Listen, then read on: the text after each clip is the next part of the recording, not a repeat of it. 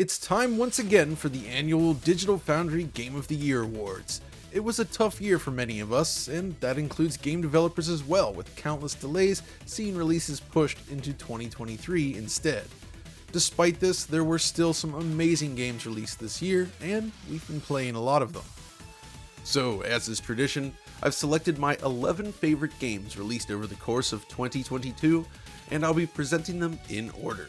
Then, just before the number 1 pick, I'll also present the DF Retro Game of the Year. Of course, it's always important to keep in mind that we couldn't possibly play everything, so the games on this list specifically represent our personal favorites from the games that we did play. Got it? Good. Let's get started.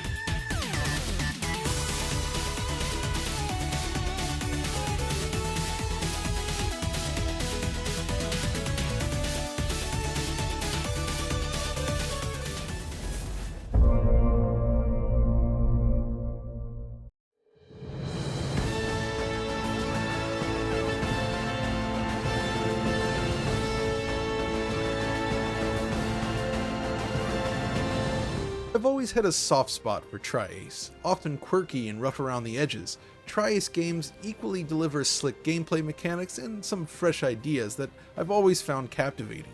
So too is this true of the Star Ocean series, on which the company itself was built. I'd say I'm a dormant fan of the series, having been deeply disappointed by the 5th entry, Integrity and Faithlessness, 6 years ago. Given the lack of original games from Tri-Ace since this entry, however, I went into Star Ocean: The Divine Force with a healthy dose of skepticism. Thankfully, in the end, The Divine Force is a return to form for the studio, delivering an authentic Tri-Ace experience with all the good and bad that entails. At its very center, the Star Ocean series has always been about going on an adventure with friends. From sociable banter, the private actions between characters, and those more serious moments, it's this driving force that keeps you engaged, those relationships. After all, the narrative itself is a relatively straightforward affair, and the cutscene presentation is admittedly lacking, but the ragtag cast of characters helps keep things lively. New to the Divine Force and central to its story and gameplay is the Duma, a mysterious mechanical life form that accompanies the cast during their journey. Duma allows for high-speed traversal, enabling players to effectively fly around each map, to the point where upgrade points are often tucked away along town rooftops or in tough-to-reach places, further encouraging exploration. Unlike many games these days, Star Ocean is not an open-world experience. Instead, each map is broken up into its own substantial area, paired with a unique aesthetic. It loses some degree of cohesiveness, but it makes up for it with variety. From the open plains of the early game, to the deserts of the Vale Empire, to the futuristic cities beyond, there's a lot to see and do. Furthermore, basic locomotion feels great. This is always a pet peeve of mine in third-person games. If the basic act of running around feels lackluster, it can drag down the whole experience. The Divine Force feels excellent. Characters subtly pivot and react to the terrain, while controlled feels just right. Couple that with the Duma-based traversal, and you have a game that just feels great to play. Beyond this, as you'd expect from Tri-Ace, the battle system takes front and center with an evolution of the action-driven combat the series is known for. This time, battles take place directly on the map itself, rather than in a separate battle instance, which lends the game a rather brisk pace. It's here too that the Duma changes things by enabling players to rapidly dash around the battlefield, blindsiding foes along the way. The mixture of Duma, seamless battles, and the customizable combo system make for a great time. Combat is immensely satisfying in a way that I enjoyed throughout the game. Visually speaking, Tri-Ace's internal engine does deliver some impressive vistas and beautiful effects work, but it's let down by a somewhat unstable frame rate, a wonky camera system, and rather dated cutscene animation. It's a nice looking game overall, but not necessarily amazing in this regard. The soundtrack, however, is a high point.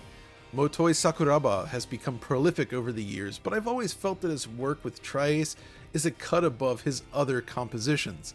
The Divine Force is no different, and its soundtrack offers a wonderful blend of emotionally charged arrangements, driving combat tunes, and cinematic space opera fare like this.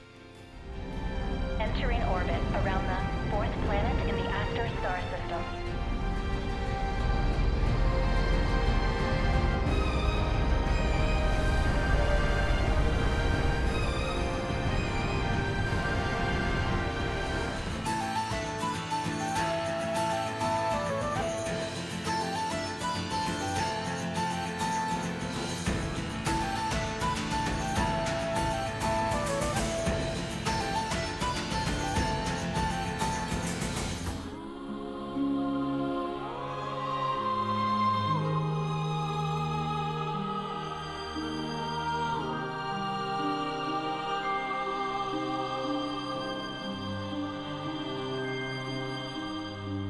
Looking at the game from a more objective point of view, there's no denying that Star Ocean firmly rests in B game territory, but for me, it's comfort food in JRPG form.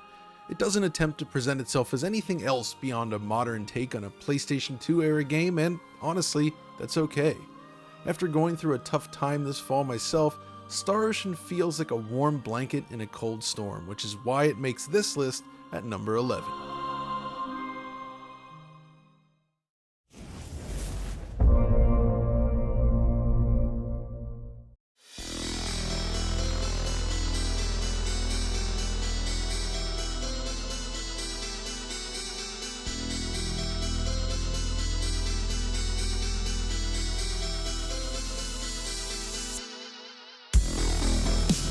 Imagine for a moment John Carpenter's Tony Hawk's Pro Running Man, and you might begin to understand ROLLERDROME.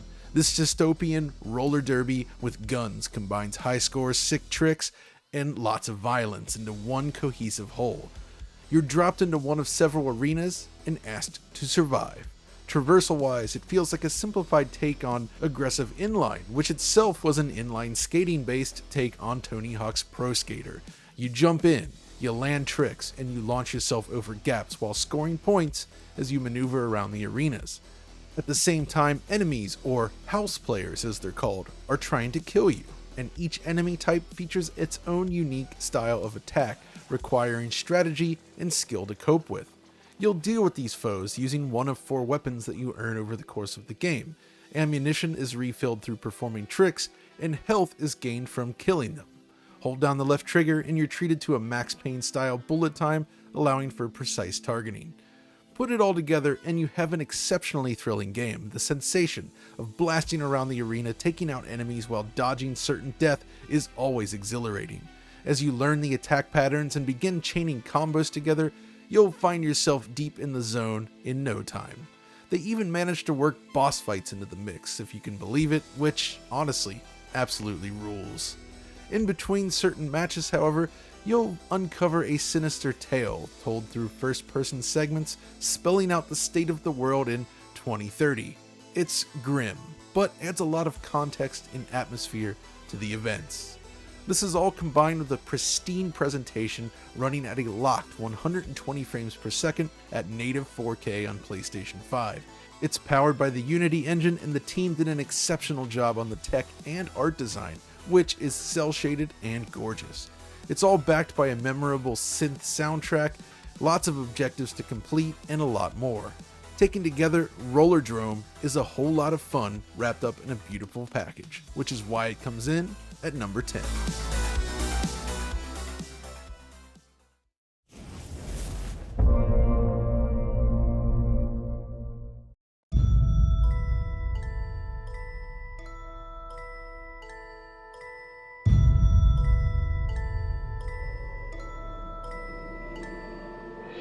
Another year, another boomer shooter.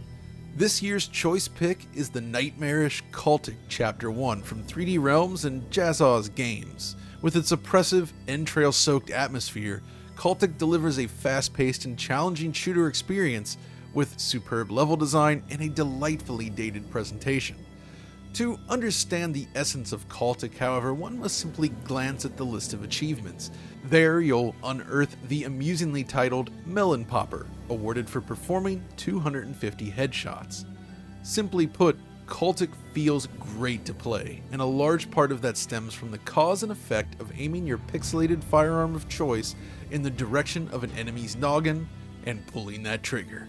It's a testament to the art of sprite work in classic shooters. That thunderous pop, followed by streams of pixelated red, always hits the mark. There's a crunchiness to it that elevates the entire experience. Of course, the satisfaction of engaging its cast of baddies is only part of the fun. Cultic boasts superb exploratory level design, classic stuff, keys, switches, and navigation challenges interspersed between combat puzzles where you never really feel lost, and there's always this satisfaction of working your way through the map. Great combat and solid map design are crucial for any boomer shooter worth its salt, and Cultic nails it. It also nails the atmosphere. I've long had this opinion that dread and horror are best served through low-fidelity graphics. which encourages your brain to fill in the details between those pixel gaps. It's not an easy thing to get right. Plenty of games have tried and failed to capture this aesthetic, but Cultic really delivers. It feels authentic. Add in the excellent sound work and you have a recipe for a killer shooter. Yeah, it's not an especially long game, being that it's basically planned as an episodic title, but gosh darn it, what's here is just so satisfying to play. Like classic shooters of the bygone era, Cultic is one of those games you can just load up at any time of the day, hit that new game button, and start playing from the beginning all over again. This joy of play, of popping those melons, is precisely why it comes in at number 9.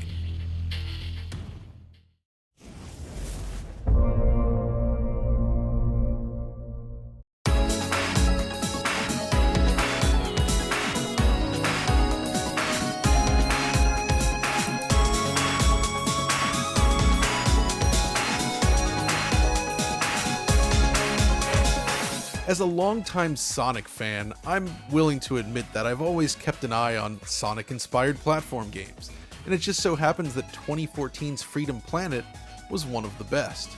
Now, after a lengthy 8-year development cycle, the sequel has landed, and it's amazing. Continuing the legacy of the original, Freedom Planet 2 follows the adventures of Sash Lilac and friends across a wide range of stages, mixing high-speed running, tricky platforming, and expanded combat. Freedom Planet may have started life as a Sonic fan game, but it goes so much further with its design, becoming something wholly unique instead.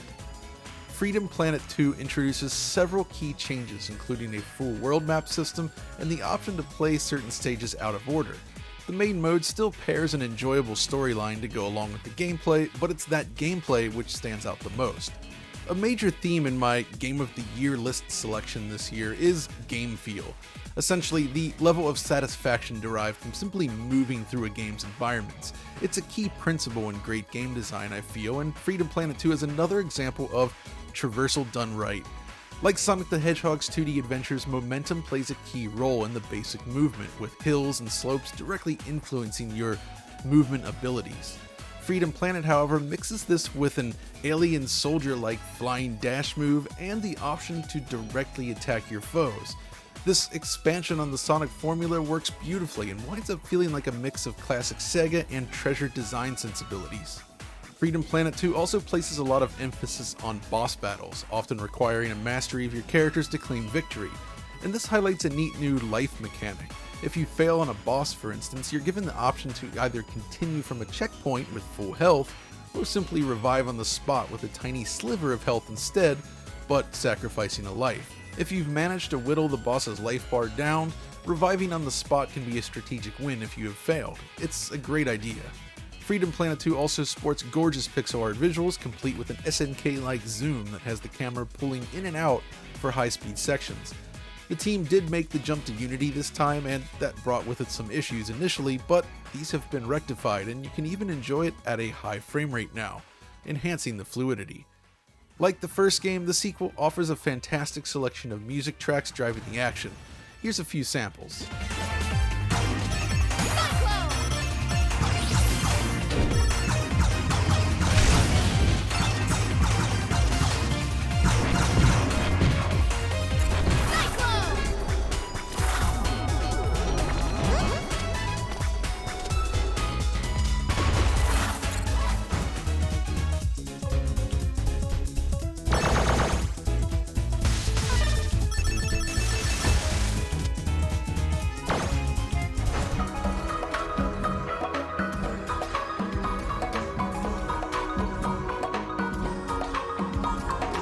So yeah, I love Freedom Planet 2, and I'm thrilled that the dev team was able to bring this package together in the end. It's a worthy follow-up to an amazing original that's definitely worth playing. It's currently only available on PC, unfortunately, but console versions are expected in 2023. If you've ever enjoyed a side-scrolling Sonic game and haven't played Freedom Planet yet, I recommend diving in, and hopefully you'll see why it comes in at number 8 on my list.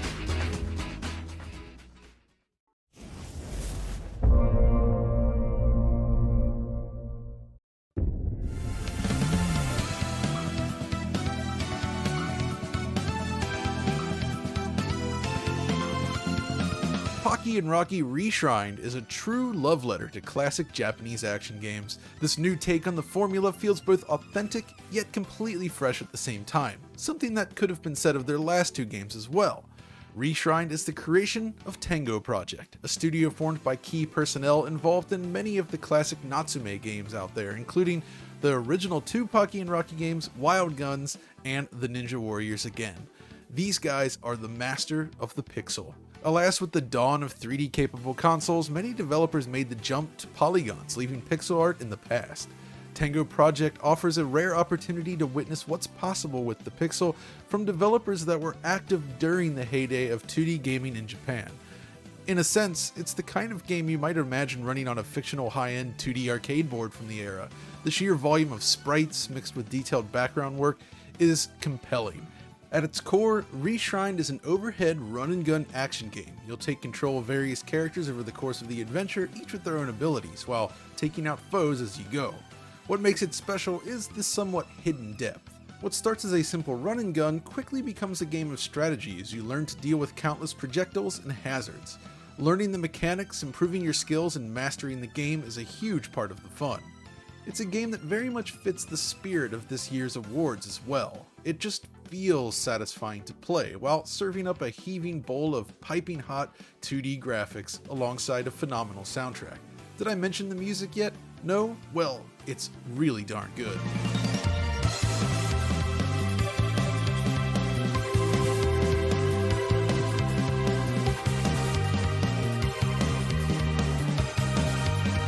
These days, retro throwback games are a dime a dozen, but few genuinely get it right.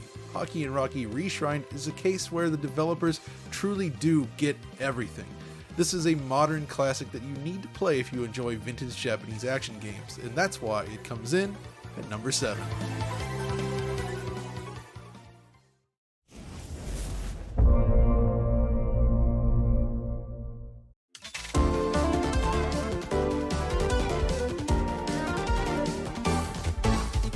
The arrival of Super Mario 64 in 1996 was a watershed moment for the industry. While I lamented the loss of 2D games during this era, there's little doubt that Nintendo demonstrated the benefits and possibilities of moving to 3D. The N64 would become home to a wide range of games built around this freedom of 3D. That is, except for one, the Kirby series. Kirby 64 is a decent game, but at the time I'd always wondered what a true 3D Kirby experience might play like. Little did I know that it would be more than 20 years before we'd find out, but with Kirby and the Forgotten Land, that promise is finally fulfilled. This is simply put one of the greatest entries in the Kirby series to date. Forgotten Land not only demonstrates what's possible with Kirby in a freeform space, but also showcases the potential of carefully predetermined camera work. Every shot feels carefully selected as you make your way through the game world, and each world tantalizes the senses with its beauty. In a year where many Switch games felt let down by the hardware, Kirby showcases what's possible when the developers properly target the platform. Yes, it's only 30 frames per second, but it sure does look great. More importantly, it plays great too. Translating Kirby to a fully 3D environment was certainly a challenge, at least according to the designers, and it's plain to see why. In 2D, inhaling your foes makes perfect sense, but aiming Kirby in a 3D space could have been unwieldy and awkward, but in this case, it's anything but. Lining up shots and utilizing Kirby's powers feels sublime, and there's never a sense that the third dimension costs you an attempt. Add in the mouthful mode, which sees Kirby swallowing up objects much larger than himself, sometimes to comedic effect, and you end up with a lot of variety across its many stages. And those stages are all brilliantly designed too. They're packed to the brim with fun challenges and secrets that kept me coming back for more. It's all tied together via a world map and even an upgrade system for Kirby. It also sounds fantastic with a selection of catchy tunes, including a rather memorable vocal main theme.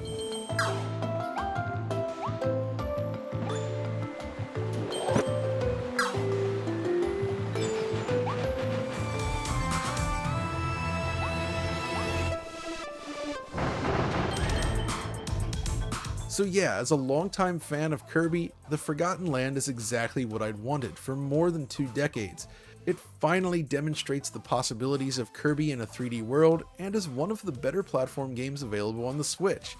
which is why it comes in at number 6.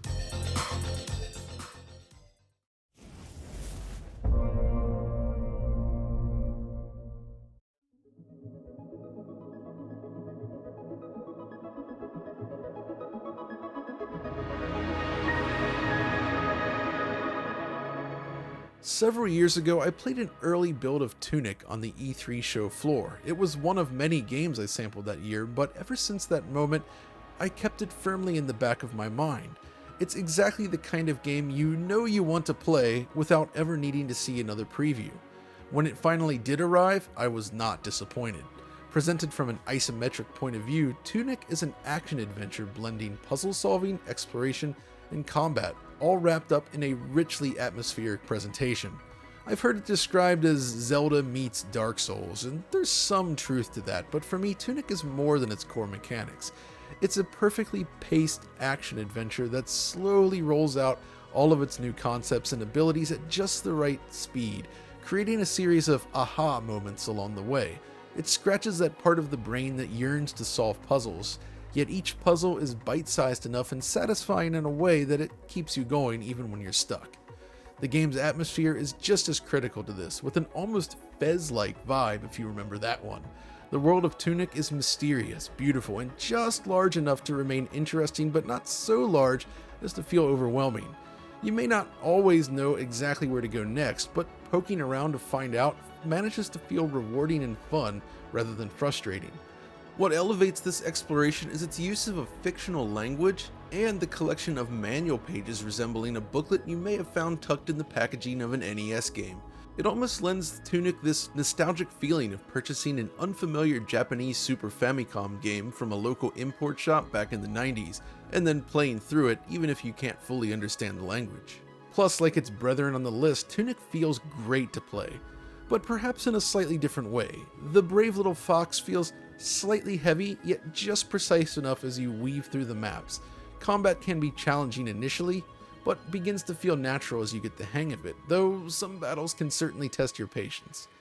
Visually, Tunic is a superb showcase. The use of light, shading, and stylized design all work in harmony to create a truly beautiful adventure that, at times, almost looks pre-rendered.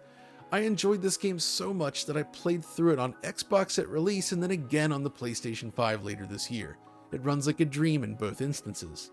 Honestly, Tunic is just such a magical little game that delivers on all the elements I value in a top-down action adventure, but with its own flair.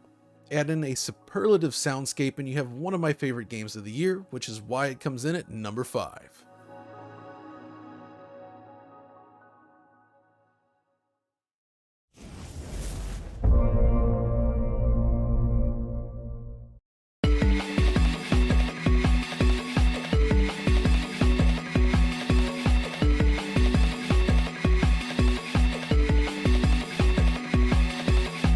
This is a peculiar HUD design, isn't it? The rather ostentatious character portrait transposed against layers of text isn't what you'd expect to see front and center in a first-person shooter, nor is the complete lack of visible weapons to the right of it. For some reason, that design choice almost turned me off to the game, as silly as that sounds, but strong word of mouth pushed me to finally give it a shot. After experiencing it for myself, I look back at that HUD with fresh eyes, and all I see is beauty, reliving every jump, ground pound, and dash as I dart through its countless stages. Neon White is a game about perfecting your run through these stages. It channels feelings similar to mastering a Sonic game or going for a high score in Tony Hawk's Pro Skater. That feeling of just one more try on the way to mastery never loses its momentum. So what is the game then, exactly? Well, at its core, Neon White combines high-speed 3D platforming in first person, not unlike Mirror's Edge I suppose, with action and puzzle elements thrown in for good measure. Within each stage you'll collect a series of cards that can either be used as a weapon or sacrificed to pull off a special ability. Those special abilities include double jumps, dashes, ground pounds, and more, and mastering the game revolves around perfecting your execution of each move. Once you sit down and play it though, everything should just click. It's so smooth, so perfect. Like poetry in motion, the controls are simply divine. Yes, the theme of satisfying movement applies equally to Neon White, perhaps even more so. In addition, the presentation is airy and bright with vibrant colors and ponderously floating structures carefully anchoring each stage. I'm playing it on Nintendo Switch, which manages a mostly smooth 60 frames per second by the way, which is crucial. Plus, the soundtrack, like many other games on this list, is fantastic. Beyond the central gameplay though, there's this off-the-wall plot line to follow along with dialogue that may or may not resonate with you, but it certainly helps flesh out the concept and lends the game a rather unusual vibe, like some sort of off-kilter visual novel or some unholy Persona spinoff. Ultimately, Neon White is another must-play title, especially if you're into high-speed skill-based platforming. It's addictive, beautiful, and most of all, fun. An absolute gem of a game, and that's why it comes in near the top of this list.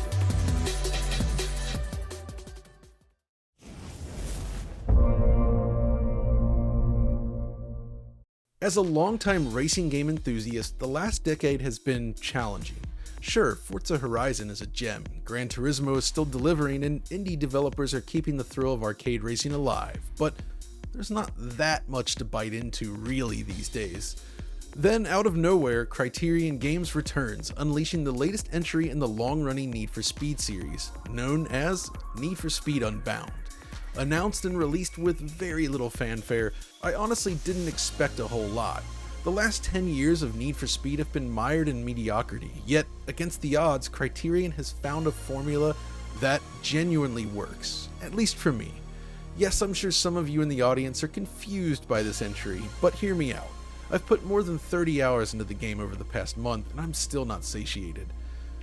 For starters, it builds on the foundation introduced in NFS Heat 3 years ago, but the progression and calendar system make it a lot less frustrating and instead aid the pacing. After the lengthy prologue, you'll be on a schedule aiming to meet the requirements for each weekend of racing. You'll take to the streets both during the day and night, and participate in races and events while building up heat. The goal here is to earn enough money to upgrade your cars and compete in the big races. The heat that comes with winning races, though, can often lead to high-speed chases with the police. The trick here, though, and what separates it from NFS Heat, is that it resets with each new day. That makes a big difference. Beyond this, the sense of speed is intense. This is a game that feels every bit as fast as a Burnout title, but with a tinge of additional realism for good measure. Make no mistake, this is still an arcade racing game through and through, but it still brings that extra sense of realism to the table that you'd expect from Need for Speed. What I love about the progression though is the pacing. Yes, I adore Forza Horizon, but it tosses supercars at you like confetti at a wedding. You're constantly jumping from ride to ride with little sense of ownership. With Unbound, however, money is a lot tighter, and you'll spend a lot more time with each car that you earn or purchase. You'll eventually work your way up into supercars, but customization and upgrading lower tier rides is critical, and getting to know them is a huge part of the appeal. Plus, in the final stage of the game, you need to make use of every class of vehicle. Beyond this, races can be challenging, especially at first. You can still make some money without coming in first place too, which is key. It's not always about winning. You really have to work your way up the ladder, and that feels satisfying as heck. In addition, the presentation is superb. Unbound reminds me how capable the Frostbite engine can be in the right hands. It runs like a dream on all platforms, delivers realistic and beautiful lighting alongside highly detailed cars and environments. It's a real showpiece, and even the more cartoony aspects actually manage to enhance the presentation. The characters are a lot more visually appealing than the dead-eyed models used in the last couple NFS games anyways. The sound is great too, and even the soundtrack has grown on me over time. Honestly, I'm just surprised that EA sent this one out to die. It's the revival of Need for Speed I've waited for many years. It has elements of Underground mixed with Hot Pursuit, with a side of Burnout for good measure, and honestly it works really well. If you're a fan of Forza Horizon or past Need for Speed games, this is a perfect time to jump back in, which is why it comes in at number 3.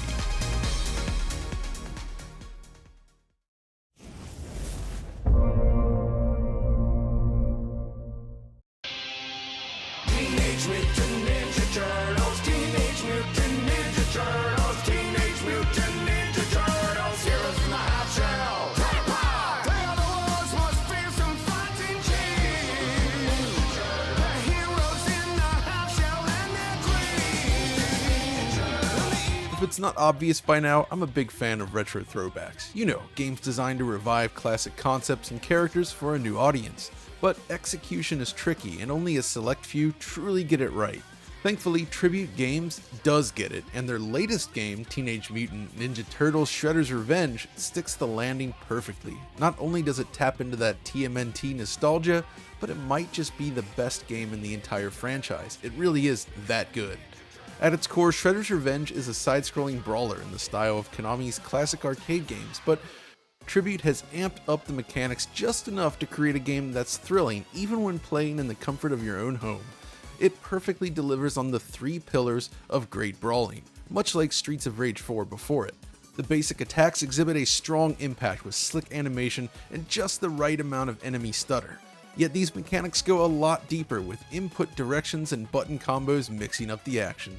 Furthermore, they've managed to sidestep the annoyances that plagued Scott Pilgrim vs. the World, which members of the team had previously worked on. In that game, life bars were much too long and foes would spend a lot of time in the down state, which kinda killed the pacing. TMNT exhibits none of these issues. Encounters are tuned to perfection. In that sense, Shredder's Revenge aces the game feel category and easily reaches the heights of the greatest brawlers across history. Plus, the main mode is tied together with this neat world map system that encourages you to revisit stages and lends everything a better sense of progression. Then of course we have the presentation. This is equally critical and the second pillar of a great brawler. The new pixel art is both lively and beautiful, not to mention packed with variety. Every stage manages to impress with an aesthetic that feels suitably 90s yet still fresh at the same time. Pixel art is often overplayed these days, I'll admit, but TMNT is a cut above and one of the best looking pixel art brawlers ever made. Music is the final pillar, and once again TMNT nails it. Konami's games were known for their remarkable scores, and the team selected the brilliant T. Lopes for this project, who manages to not only match the heights seen in Konami's titles, but also exceed them. There are so many amazing tracks, including a handful of vocal tunes that will almost certainly steal your heart.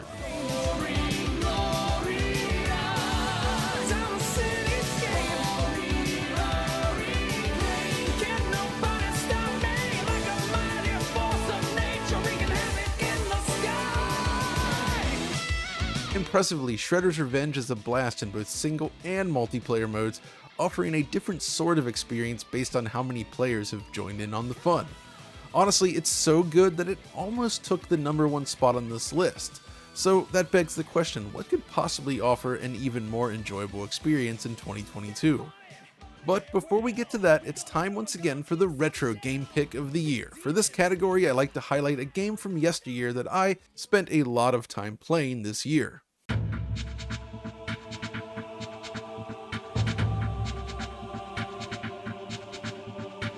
This is Shadow Man, and we're looking at a remastered version from Night Dive Studios released earlier this year, a game which I spent dozens upon dozens of hours playing, something I hadn't done since the original release on Dreamcast.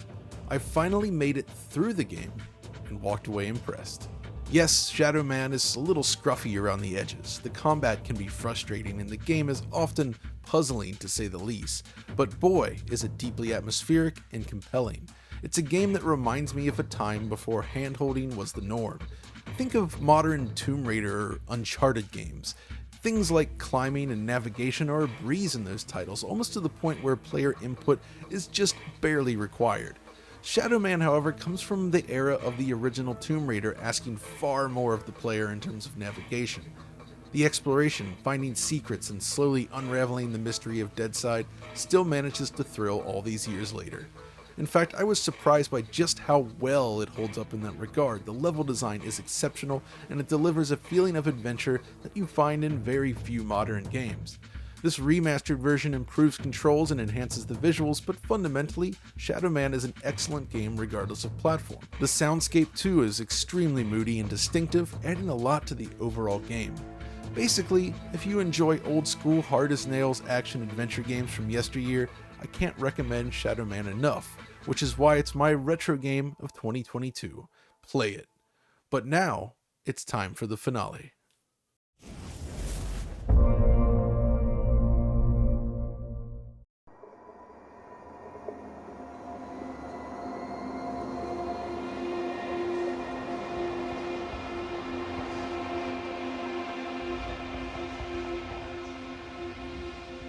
It's rare for my tastes to align so closely with the most popular games of any given year, but if I pause and consider the gaming landscape this year, I can't deny it. Elden Ring is my favorite game of 2022. This grim action RPG pushes all the right buttons, delivering one of the most unforgettable open environments in years. This is one case where its awards feel entirely justified. I have a long history with From Software's games myself, dating back to earlier Kingsfield titles, a series bearing many similarities to modern Souls-like games, so watching their rise from scrappy small-time publisher to industry giant has been gratifying, and Elden Ring might just be one of their best works yet.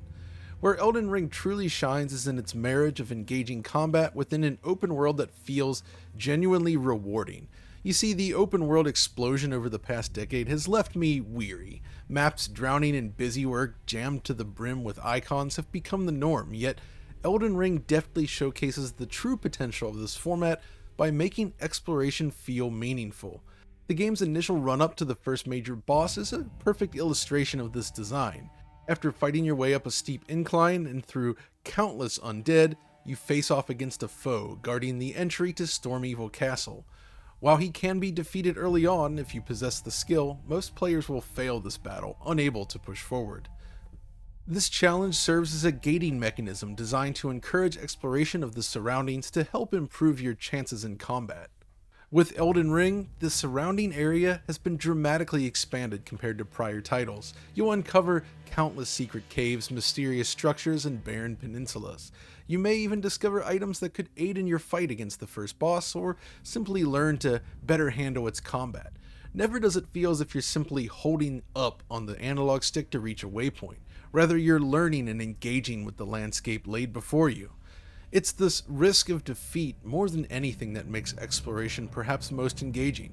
Even from the start, you'll come across foes straight away which can lay waste to your character in mere seconds. Of course, it helps that the world itself is beautiful. It's a world designed to communicate an immense sense of scale, and it succeeds brilliantly. I've always felt that many other open world titles present their worlds in a way in which long distance views are often occluded by surroundings, only occasionally tantalizing the player with faraway scenery. With Elden Ring, however, FromSoft have managed to create an environment that constantly impresses with its grand size. Large fields stretch out miles before you as structures pierce the low-hanging fog. It retains the epic designs their titles have become known for, but presents everything at a much larger scale. Crucially, the combat is as enjoyable as ever, but this time there's even more flexibility in terms of build and your approach to progression. It never drowns you in loot either, rather presenting more useful tools at regular intervals. Now granted, it's driven by outdated technology that still suffers from performance wobbles across every single platform, but the art team is on point. The world is gorgeous and haunting. It manages to look great in spite of its technology. It's further enhanced with an evocative soundscape featuring a moody soundtrack and excellent sound effects that also draw you further into the adventure. Honestly, stepping back, it's difficult not to stare in awe at what From Software has achieved with Elden Ring. It still delivers that almost 8-bit-like challenge you'd expect from a Souls game, but does so within a truly intricate and massive world that's never boring to explore. And while not everyone will agree with me on this, I feel Elden Ring's map is one of the most interesting and rewarding open worlds ever made. If you've ever enjoyed From's prior games, this is a must-play if you haven't already. Heck, even if you've managed to avoid Souls games up to this point, it's still worth trying.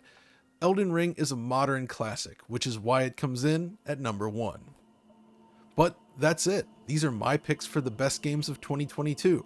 By now, I'm sure most viewers think I've kinda lost my mind with some of these selections, but honestly, I can only go with my gut feeling.